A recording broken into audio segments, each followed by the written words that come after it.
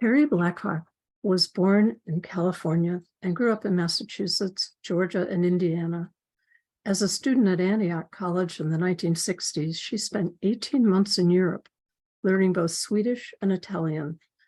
After earning a BA in literature, she moved to Detroit, where her career as a high school creative writing teacher for Detroit Public Schools led to her founding in 1995 InsideOut Literary Arts Project, a nonprofit organization dedicated to amplifying the voices of Detroit youth.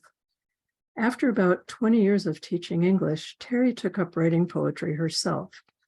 She says, "I thought if I'm asking them to do this, I should have the same experience myself. I fell in love with it. I became a poet. It's who I am." Blackhawk's 5 full-length poetry collections include Escape Artist, selected by Molly Peacock for the 2002 John Ciardi Prize, and One Less River, named a top 2019 poetry title by Kirkus Reviews. She has received the Foley Poetry Prize, first place in the Spring-Fed Arts Poetry Award, the Pablo Neruda Poetry Prize from Nimrod International, a Kresge Arts in Detroit Literary Fellowship, and grants from the Michigan Council for Arts and Cultural Affairs and the National Endowment for the Humanities. Terry Blackhawk holds both a PhD in Reading and Language Arts Education and an honorary doctorate from Oakland University. She was twice named Creative Writing Teacher of the Year by the Michigan Youth Arts Festival. Upon her retirement as executive director of InsideOut, Wayne State University Press brought out To Light a Fire, 20 Years with the InsideOut Literary Arts Project, a collection of essays that she co-edited with InsideOut senior writer Peter Marcus. After 50 years as a Detroiter, Terry moved to Connecticut to be near her son, Yale professor Ned Blackhawk, and her grandchildren. Her chapbook, Maumee, Maumee, dedicated to her late life love, Toledo artist Neil Frankenhauser, is newly published by Alice Green and Company. Please welcome Terry Blackhawk. Thank you, Lissa, and thank you, everybody. Can you hear me? Am I coming through nice and clear? Okay. Oh, well, yeah, I'm really thrilled to be here, and I love the idea of being on your Crazy Wisdom roster of readers, because I really enjoyed visiting that the other night and seeing so many friends and making myself homesick for Michigan. But anyway, be that as it may. Today, I'm going to read a couple of poems about my dad. Today was his last, the anniversary of his last day on earth in 2014. He died at the age of 92, I believe. And this is a book that came out in, 2007, called The Dropped Hand. And he was a professor, and late in life, he turned to poetry, and my mother and I surprised him on his 70th birthday by a chapbook that we had assembled. And M.L. Liebler put that out, and Dad was on his way for being a poetry organizer. And then he had a stroke and a cardiovascular accident, actually, that did not have to happen. So his latter years were marked by that. But in the aftermath of the stroke, I wrote this little sestina called Primer. These were the words you put in your pocket: hearth, table, window, chair. These were the lifelines I wanted to give you in order to help you read.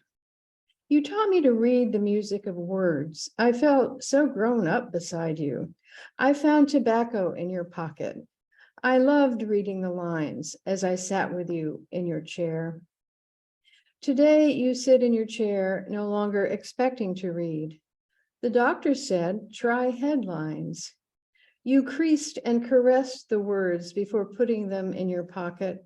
the ones I prepared for you, each word a sign for you, taped to table or chair. How precious they felt in your pocket, even if you could not read them, those fat, large font words with their unfamiliar lines. Now mother says the lines of your own poems for you. Sometimes you recall the words, hearth, window, chair.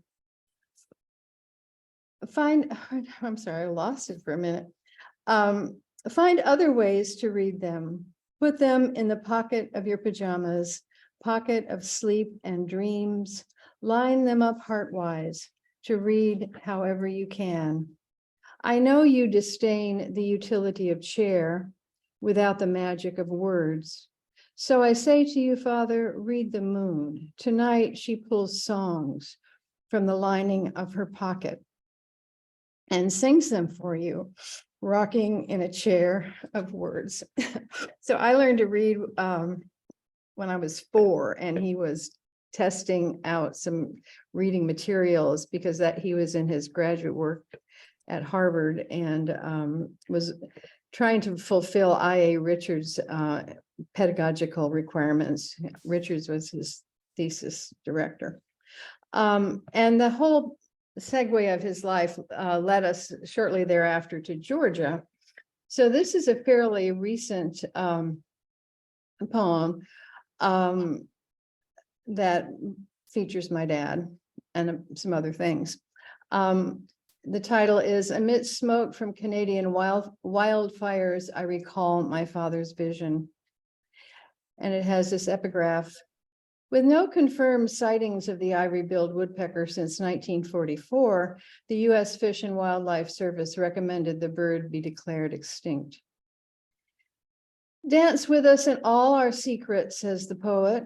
A bumpy reptile glides through a swampy watershed, and here it comes again, a stay against extinction this time, as the Don't Tread on Me guys don camouflage to occupy the internet with their anti-scientific railings, insisting that it exists, it is there, the Lord God bird, the Holy Grail bird, its purported wings flashing in grainy black and white against a tree's leafless branches, a kind of haze through the film's air, like the smoke today I refuse to go outdoors against.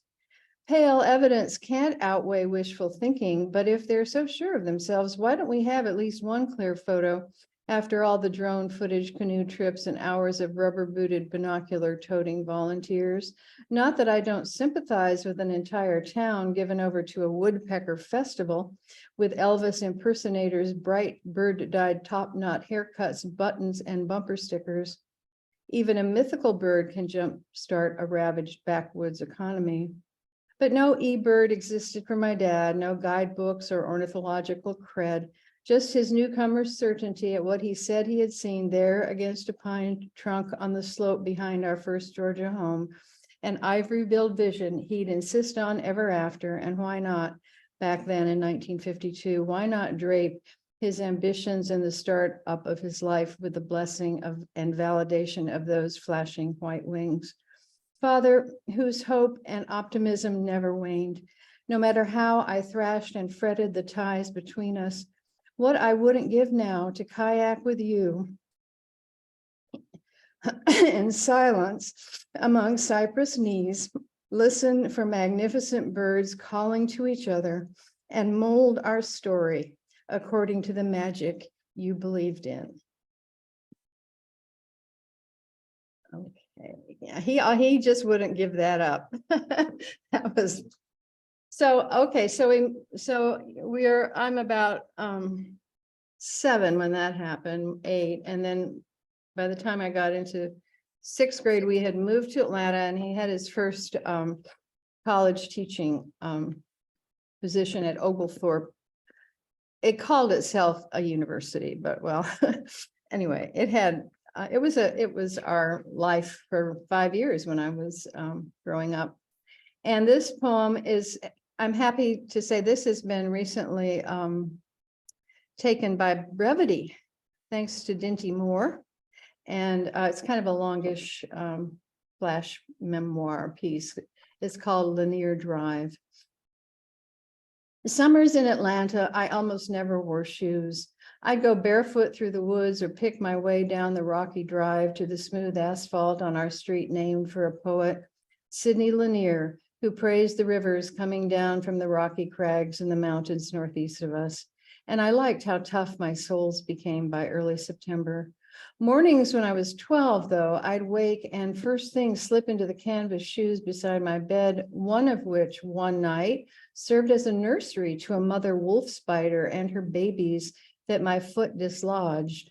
A screaming discovery, the swarm of hundreds of tiny black arachnids flowing up the bedspread, my father racing in with toxic spray, which delayed briefly that summer's daily routine to walk down Lanier Drive to Peachtree Street and take the bus to the Atlanta Art Institute and climb the outside staircase up to the second floor studio schoolroom, and there begin my becoming. Linoleum prints, abstract paintings, and best of all, blind contour drawings. And Anne would be there, Anne Elizabeth. I believe she was my first love. Oh, we were giddy for boys and passionately dissected every flirt and glance that came our way, but we were one soul, one spirit, as only girl best friends can be. We did everything together, exploring the overgrown antebellum gardens in the woods behind my house, tiptoeing across the top of Lake Phoebe's 20-foot-high dam, where one February in the stream below, we plunged our hands wrist deep into the tannic water in search of salamanders hibernating under layers of leaves. We would later chop off their tails, put the pieces of them in small blocks of wax to slice, and then make slides of the slices to photograph because, well, regeneration was supposed to happen, and we called it science. And what did it matter if ants, attracted by a cow's heart in the science fair exhibit next to ours, got in and stung the salamanders to death? We had our photos of the slides all mounted on poster boards. Oglethorpe, the college where my dad taught, was our playground, which Anne and I reminisced about online a few months before she died. I'd only recently reconnected with her when there we were again, peeking into the science lab with its preserved fetuses, roaming under the bleachers of the never-to-be-finished football stadium, shrieking, "Behoove, behoove," hysterically as we ran through the massive medieval-style halls. And then up on the roof of my house that last day, every last desperate moment, she recalled, hiding there, keeping silent as we looked down the yard to Lanier Drive. Beneath us, the movers had come and gone and hollowed out the rooms until there was nothing left but floors and windows and walls. It was a precipitous hideout, but a quiet one, and I would find myself on the edge of that roof in years to come, clinging to what I didn't want to lose, oblivious to the cries and calls of my mother pacing back and forth beside the station wagon that was packed and ready to take our family over 600 miles away. Anne and I kept quiet, hiding there, hiding and refusing to come down. So, yeah, that was a big move. Recently, my mother has been reappearing and she features in that. So here's one poem that features her.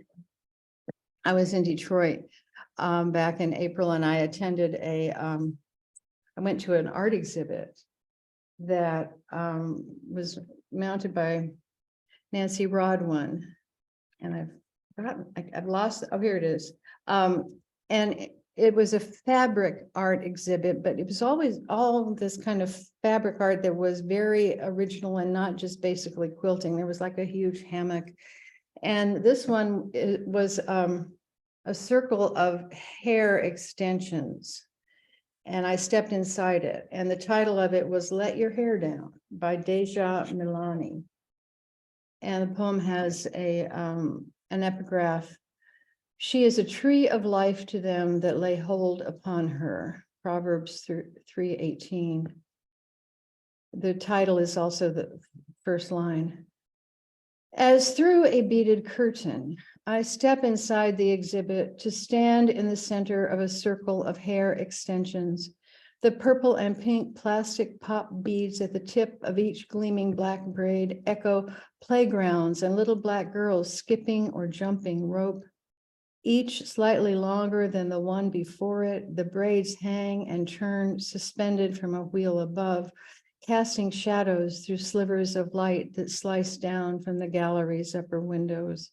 And I grow dizzy inside the slow motion curtain, hypnotic, rotating, stately, yet somehow motherly in its turning.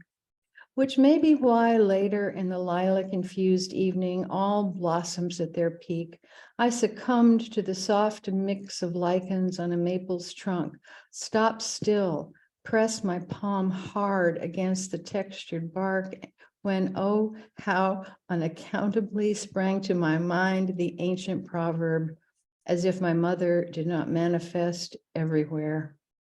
Music of my cells, wraith of my days, she does not haunt but occupies, an enduring presence with her great body, she called it, a rotund gourd replete with the seeds of us, her issue, her four jobs well done. I, the first, her difficult one, am only one slice of the light of her, its flickerings time lapsed through these whirling, twirling braids.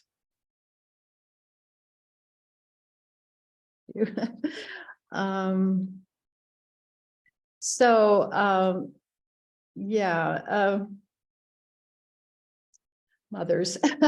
Anyway, I was up in Amherst last week and happily got to spend some time with Jen Sperry Steinorth, who's here in Connecticut on a grant, a study grant at the Beinecke, and they were having the 20th anniversary of Dickinson's, the Emily Dickinson Museum was being celebrated.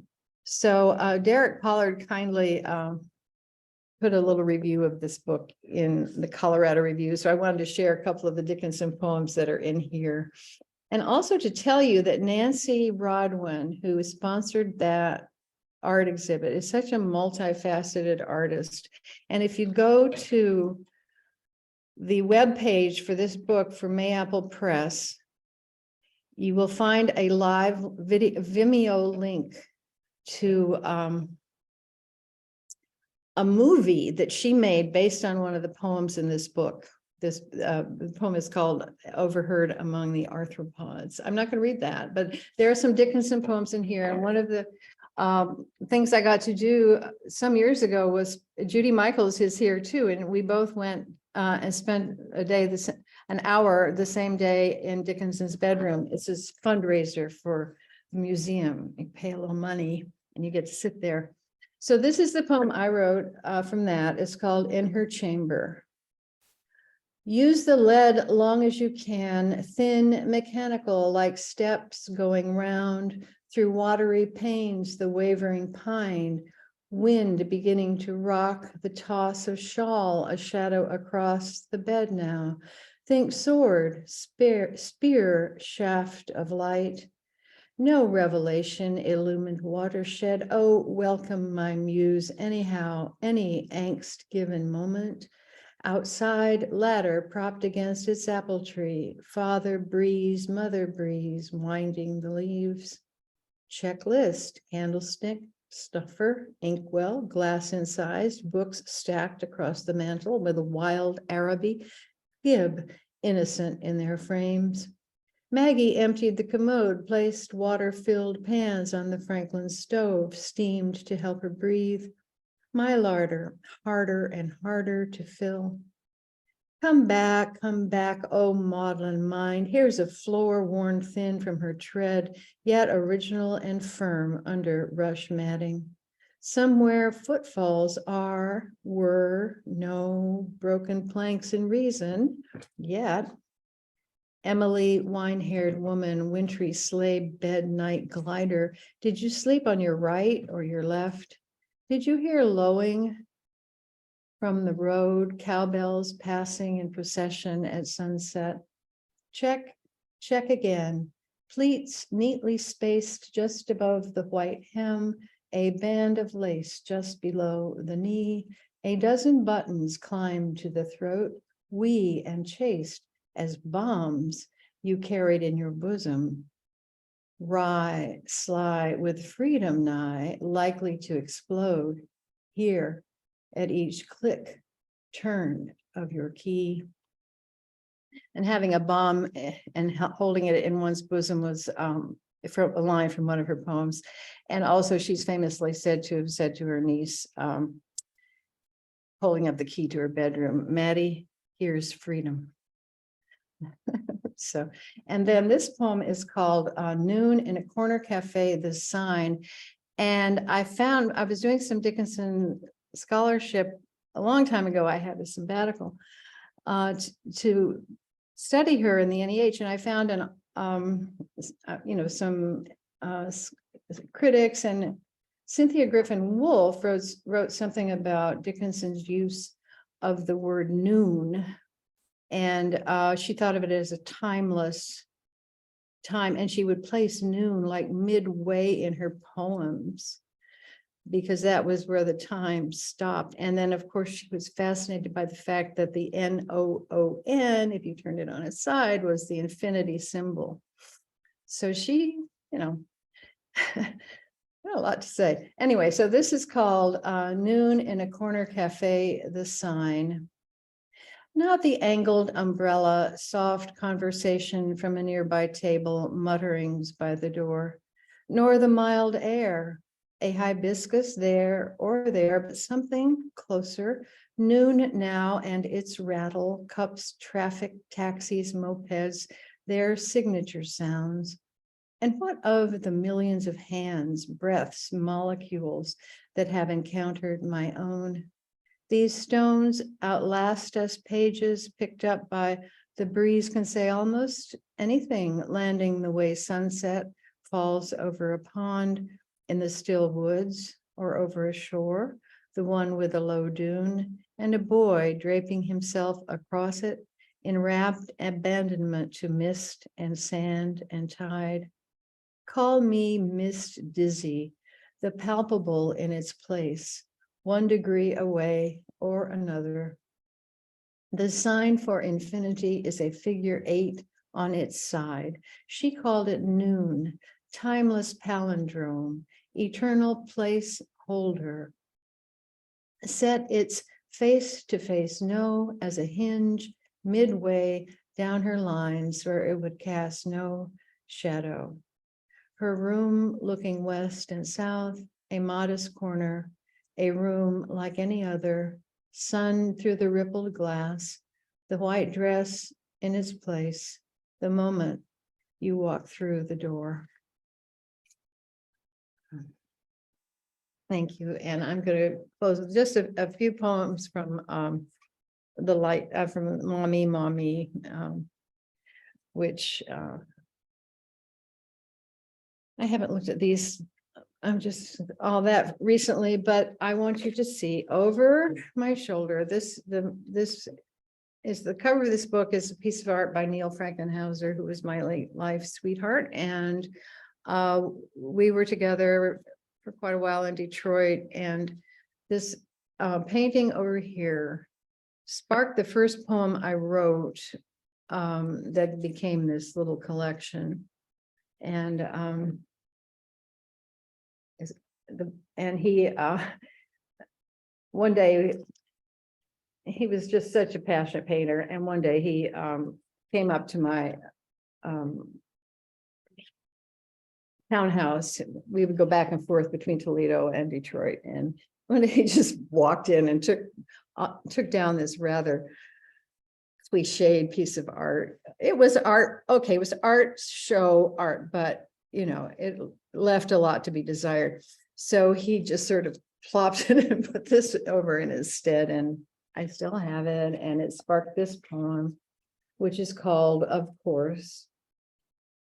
Of course you are not here, but you left me these tilted telephone poles from the 1920s, a car I can almost see, and a triangular warning sign in bright red contrast to the deep ochre and cobalt shadows crossing the center line of the road.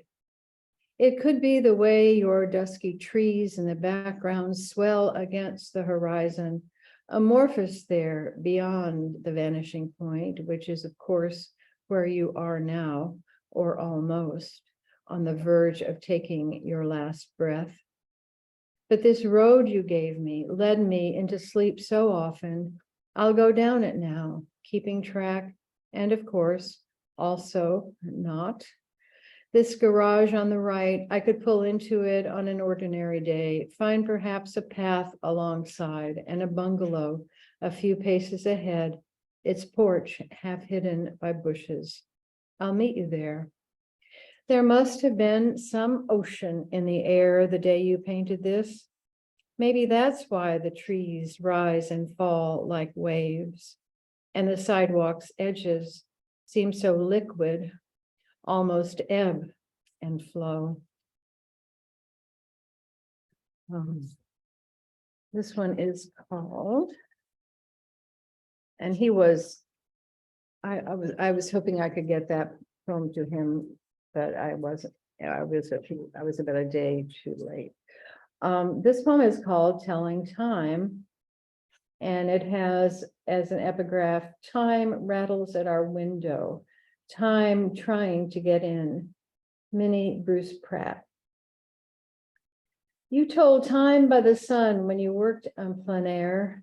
You were your own challenger then, adhering to your set up rituals, the unzippering of the case of oil pastels, the unfolding of the easel, the tying it to a filled gallon jug, lest wind pick up by the side of the road, or else by the bridge over the Maumee, there inside Cut Park, off the main highway. After balancing the board on your lap, you'd stake out hours on the bench, on the bank, to let the current or the leaves or your divine selfishness lead you, the sharpening light of evening, always best. I could climb that, the young woman announced after she pulled off the road to take in the smokestack of the abandoned Acme steam plant, rising magenta and orange from your canvas. So now I know no place is too incongruous for love or sex, how the relentless rust of this region, its nuclear plant slag heaps, piles of salt dotting the industrial corridor between our towns could be worthy of love. It was all you ever wanted, you told me, in the mauve twilight of the nursing home where I rushed every blessed chance I could. And when draw was all you could say, you took the marker from me and moved it in permanent black lines across the white board. And what started as a star became a compass, a clock, something to parse a lifetime with, a mechanical flower that would collapse and devour you at last, alone and afraid, and me not there beside you. Thank you, everybody. Thanks for being there.